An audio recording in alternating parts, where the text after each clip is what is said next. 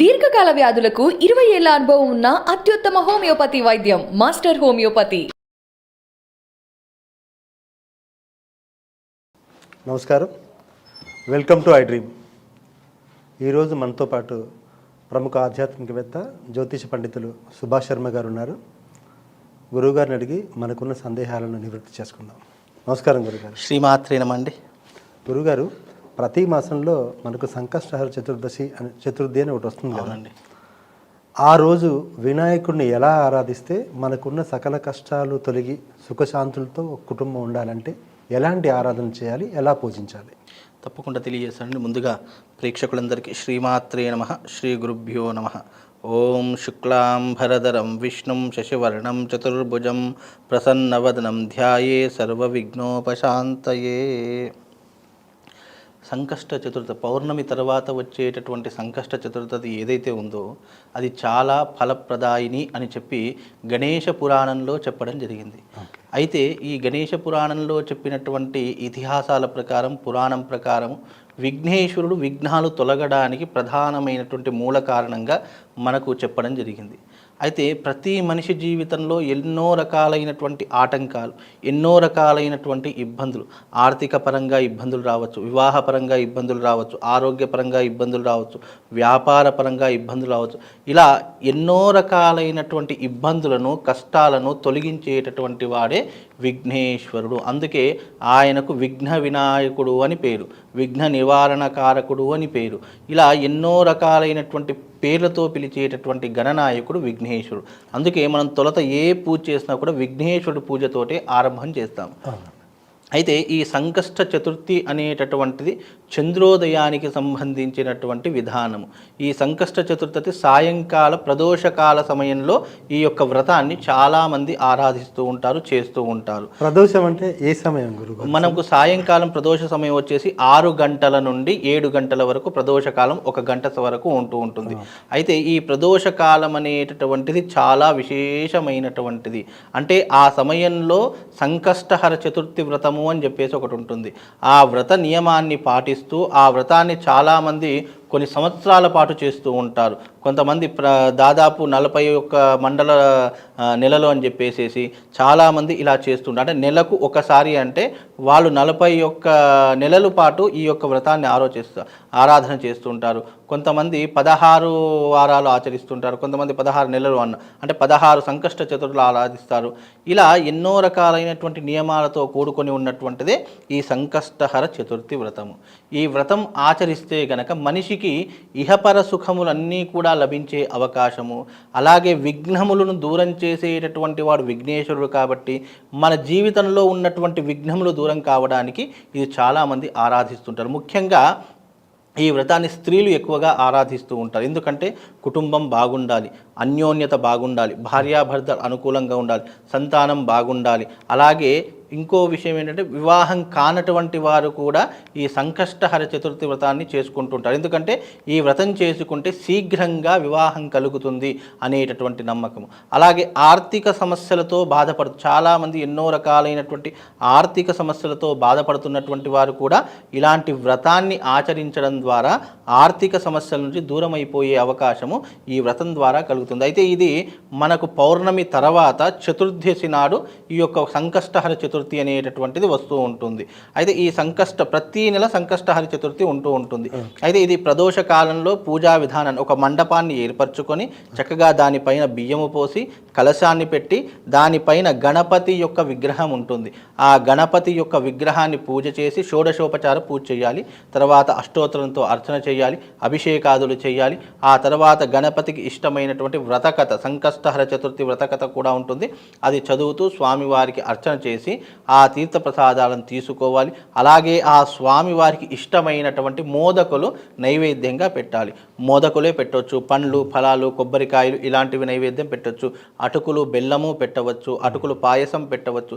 ఇలా ఎన్నో రకాలైనటువంటి విధానాలు దాంట్లో చెప్పడం జరిగింది. అయితే ఈ సంకష్టహర చతుర్థి కేవలం మానవ మాత్రులే కాదు, దేవతలు కూడా యుద్ధానికి వెళ్ళేటప్పుడు, అలాగే ఋషులు యజ్ఞయాగాదులు చేసేటప్పుడు ఎలాంటి విఘ్నాలు రాకుండా తొలుత పూజ విఘ్నేశ్వరి ఆరాధన చేస్తేనే మనం తదనంతరం చేసేటటువంటి ప్రధాన కార్యం ఏదైతే ఉంటుందో దానిలో విజయం సాధించగలము అనేటటువంటి ఒక వరము విఘ్నేశ్వరుడికి ఉంది. కాబట్టి దేవతలు సైతం విఘ్నేశ్వరుని ఆరాధించారు, ఋషులు సైతం విఘ్నేశ్వరుని ఆరాధించారు. అలాగే ఇప్పుడు అదే పరంపరగా మన మానవులందరూ కూడా ఈ యొక్క సంకష్టహర చతుర్థి వ్రతాన్ని ఆచరిస్తూ ఇప్పటికీ కూడా ఆ దైవానుగ్రహాన్ని పొందుతూ భక్తులందరూ కూడా చాలా చల్లగా ఉన్నారు. భగవత్ అనుగ్రహంతో అందరి కష్టాలు కూడా తీరుతున్నాయి. ఓకే, ఇప్పుడు మీరు వ్రతంలో గణపతి ప్రతిమ అన్నారు, అది పసుపుతో చేసిన ప్రతిమనా మామూలు ఒక విగ్రహాన్ని పెట్టుకొని వ్రతం చేయాలంటారు? చాలామంది విగ్రహాలని ప్రధానంగా పెడుతూ ఉంటారు. పసుపుతో చేసింది ఏదైతే ఉందో అది గౌరమ్మ కిందికి వస్తుంది. అంటే స్త్రీకి మాత్రమే గౌరీదేవి అనేటటువంటి నామం ఉంది. అయితే గౌరీదేవికి ప్రధానమైనటువంటి విగ్రహం లేదు కాబట్టి మనం పసుపుతో చేసినటువంటి ముద్దను గౌరీదేవిగా మనం ఆరాధన చేస్తాము. చాలామంది విగ్రహాన్ని చాలామంది ప్రిఫర్ చేస్తుంటారు, విగ్రహాన్ని పెట్టుకుంటారు. విగ్రహం గనక ఒకటి లేకపోతే దాని ప్లేస్లో వక్క లాంటిది ఏదైనా ఒక రూపాయి బిళ్ళ ఒక వక్క పెట్టేసి మనం పూజా ఆరాధన చేసుకోవచ్చు. చాలామంది కొంతమంది ఉన్నతమైనటువంటి స్థాయిలో ఉన్నట్టు బంగారు విగ్రహం పెడతారు, చాలామంది కొంచెం మధ్యమ స్థానంలో ఉన్నట్టు వెండి విగ్రహం పెడతారు, కొంతమంది పంచలోహ విగ్రహం పెడతారు. ఏది ఏమైనప్పటికీ కూడా అడ మనస వాచ కర్మణ అనేటటువంటి విధి విధానాలు మన మనసు అక్కడ బంగారంతో చేసామా, ఎంత అలంకరణ చేసామా, ఎంతో చక్కగా అందరిని పిలుచుకొని వచ్చామా, ఇది కాదు. మనం మనస్సు జోడించి భక్తితో చేసినటువంటి ఏ ఆరాధన అయినా సరే భగవంతుడు తొందరగా స్వీకరిస్తాడు. నువ్వు బంగారు పాత్రలో పాలు పోయాల్సిన అవసరం లేదు, నువ్వు భక్తితో మట్టి పాత్రలో పాలు పోసినా భగవంతుడు స్వీకరిస్తాడు. భగవంతుడికి కావాల్సింది ప్రధానంగా భక్తి మార్గము అనేటటువంటి ఒక చిత్తశుద్ధి కావాలి. కానీ మనం ఎన్ని రకాలైనటువంటి వస్తువులు సమకూర్చాము, ఏ రకమైన విధంగా ఎంత గ్రాండ్గా పూజ చేశాము, ఇది కాదు భగవంతునికి. మనస్సుతో చిత్తశుద్ధితో జ్ఞానముతో మనకున్నటువంటి జ్ఞానముతో ఏకాగ్రతతో భగవంతుడా నువ్వు ఉన్నావు, నువ్వు అంతటా ఉన్నావు, సర్వాన్ని కాపాడుతున్నావు, అలాగే నన్ను నా కుటుంబాన్ని చల్లగా చూడమనేటటువంటి ఒక నమ్మకము ఎదుటి మనిషిలో కలిగినప్పుడు ఆ భగవంతుడు ఎక్కడున్నా కూడా ఆ వ్యక్తి మీద తప్పకుండా ఒక దృష్టి అయితే పెడుతూ ఉంటాడు. కనుక సంకష్టహర చతుర్థి అనేటటువంటిది విఘ్నములు తొలగడానికి, సర్వ కార్యసిద్ధికి ఎన్నో రకాలైనటువంటి ఆటంకాలు ఉన్నటువంటి వారు ఈ యొక్క ఇది సంకష్టహర చతుర్థి వ్రతం. దీంట్లో ప్రధానంగా లక్షమోదక యాగము అనేటటువంటిది కూడా ఉంటూ ఉంటుంది.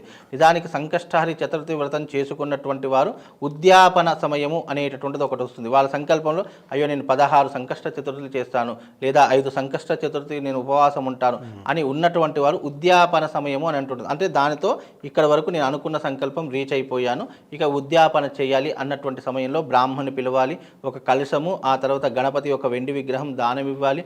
ఆ రోజున వీలైతే లక్ష్మీ గణపతి హోమం వాళ్ళ ఇంట్లో ఆచరించుకుంటూ చక్కగా అర్చకుని పిలిచేసి మోదక యజ్ఞము చేయాలి.